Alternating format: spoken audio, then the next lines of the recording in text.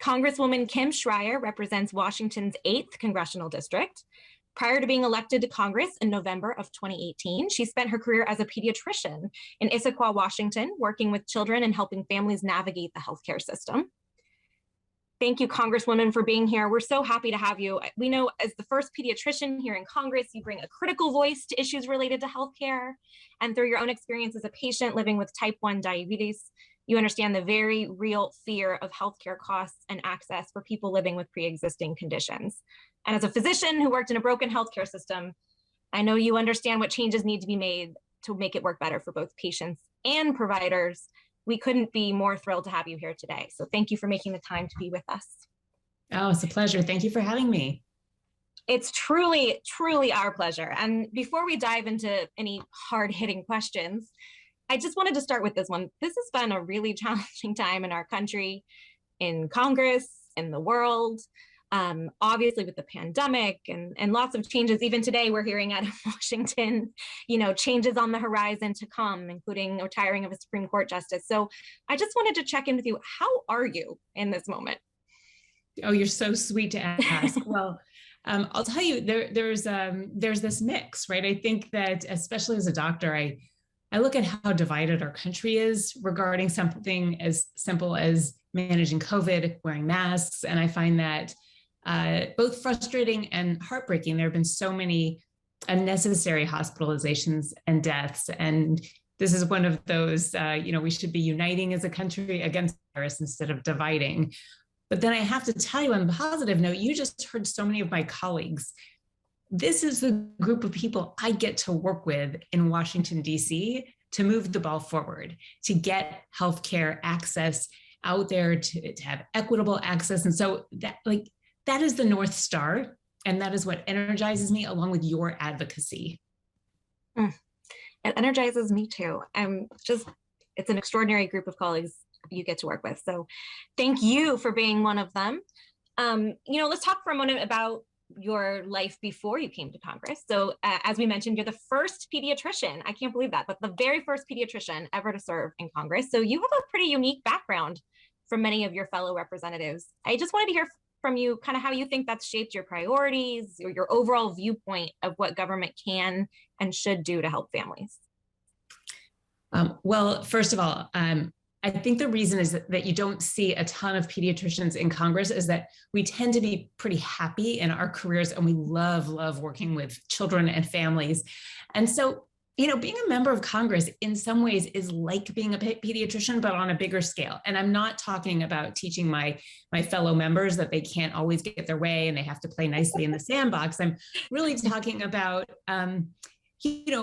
being able to serve people, sometimes in a larger way. Like I can help more children from Congress than I ever could in the four walls of my exam room. I can work on things like WIC and SNAP, getting our children in school classrooms and keeping them safe there so that they can learn and their mental health develops properly.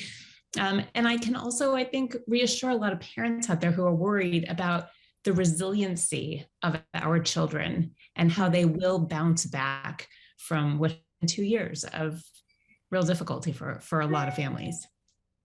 It's so true. And actually, I want to talk to you more in a minute about some of the policies specific to children and families that you're working on.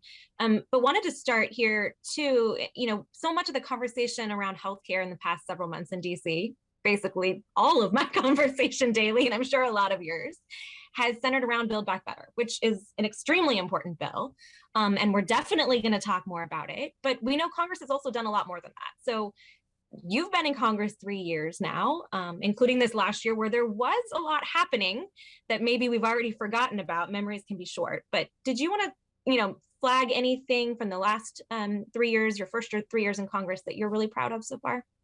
Oh my gosh, where to start? Well, healthcare has been my forte. And what's interesting is that when I first came in, just to kind of rewind a little bit, in January of 2019, after this wave of women got elected, we had measles outbreaks across the country. And I just want to just tie this connection here where I worked with the American Academy of Pediatrics and the CDC to work specifically on addressing vaccine hesitancy, on combating the online misinformation and disinformation, on pushing back just as powerfully as the anti-vaxxers scare parents to say, like, this is the right thing to do and here's why.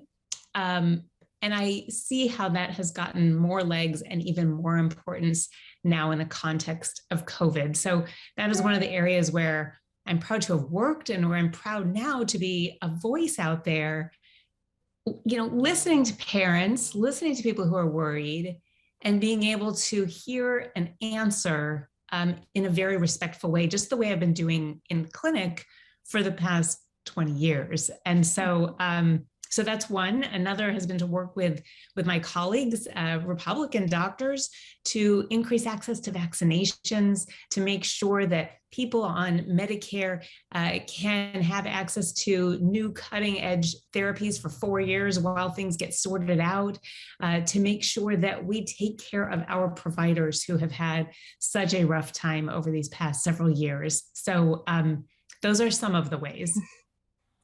Well, as a human and a mother of a 2-year-old, I thank you very much for all that work. It is definitely a challenging time for parents. So glad to have your voice of reason here trying to help people work through it. Okay, I wanted to talk about another piece before we, kind of talk about state of play. A lot of what we talk about in Build Back Better is, at least in the news, around drug pricing, ACA improvements. These are really important things, so I'm no way minimizing them. But I think one thing that happens, there's an array of really meaningful changes in maternal and child health policy that sometimes doesn't get the same billing. And we're talking about permanent CHIP funding, postpartum coverage in Medicaid, some improvements from the Momnibus, like a variety of really important things. How do you think these House-passed policies would make a difference for families? And certainly, if there's anything you want to build on here that we didn't quite make it into Build Back Better, that you'd like to see Congress or President Biden address this year? What a big question. Well, I know. First, if I could point, Build Back Better is still being worked through.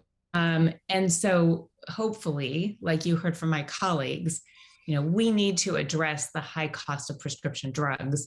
We need to bring down the cost of insulin. And we can talk about that in a bit. But I would point to the American Rescue Plan as a marker for so many of the issues that we're pushing hard for. And this is everything from bringing down the cost of premiums to no more than 8.5% of a family's income, which for the average family in my district would essentially cut their premiums in half. It is a really big deal for people buying ACA plans. And the permanent authorization of CHIP, every year, the Children's Health Insurance Program was used as a negotiating tool, which is so unfair to do to children and to families, to make them a pawn in these arguments.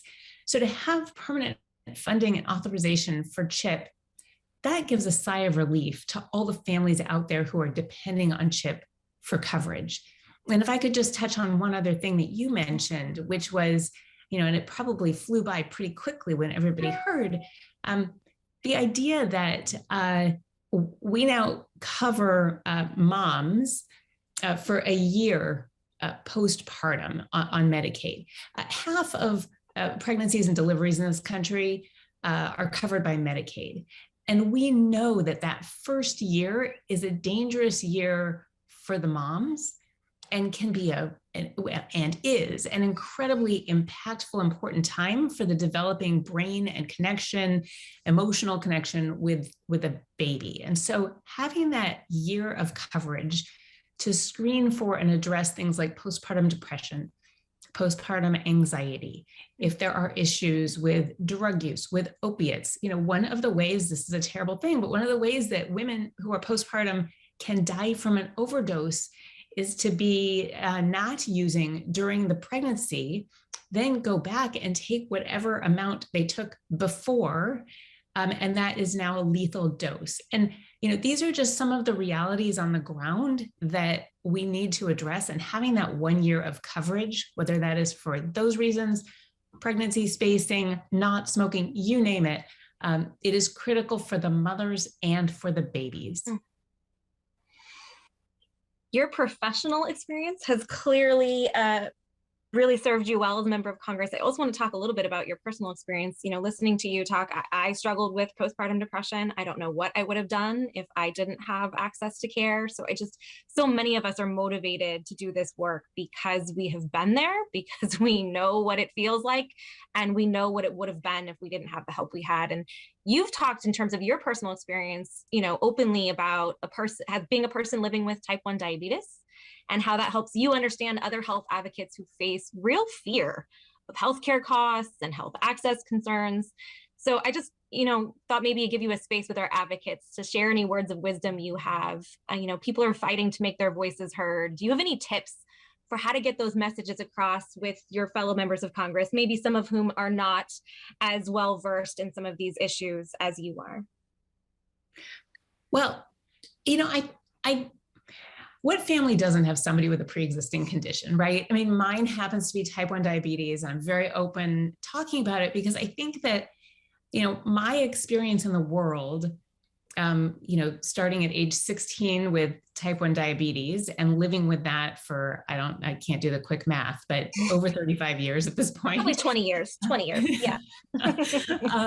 And also as a doctor gives me this perspective where, you know, the story of my life is one element of that empathy and that understanding that all families have some sort of woven story like this, where they've had trouble affording a prescription drug, or they've had to think twice about taking their child to the doctor because of that deductible at the beginning of the year and having that visit be really not affordable. I've seen patients with conditions that would have been easy to handle had they come in early, and they become much more difficult because of that fear of a doctor's bill. And I think that resonated with the people who I represent, who said, she gets it. She's been there. She's a mom. She's got this pre-existing condition, and she knows the healthcare system enough to know how to dive in and help fix it. It has been such an honor to talk with you today. I'm so thrilled that you came to join us. Are there any last thoughts you wanted to leave with folks here watching the session today? You know, we're giving everyone the charge to move forward with, I think, what is our shared vision of improved health and health equity.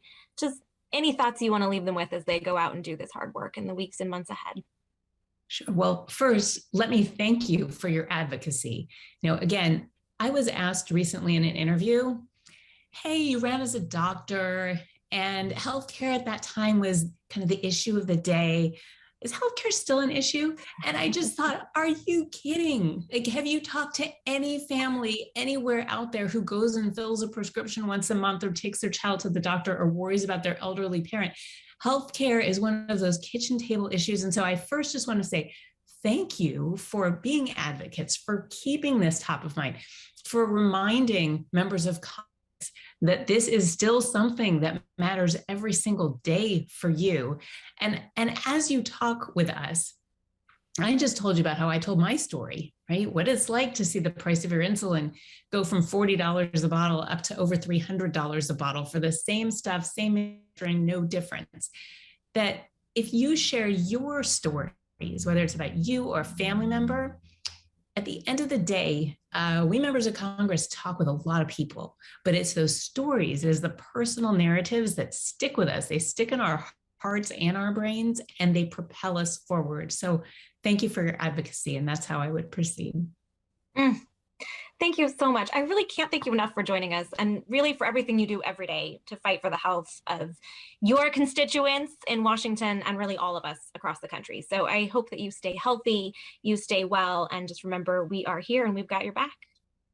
Well, thank you. I wish you all the same. And I think about, by the way, you have a 2-year-old, the young ones, and wanting to get them vaccinated and protected. And so I want to just acknowledge what is probably some anxiety on your part right now. So thank you all. Thank you for your advocacy. Amen. See, she's still being a pediatrician, even as a member of Congress, and taking care of parents too. So thank you, Congresswoman.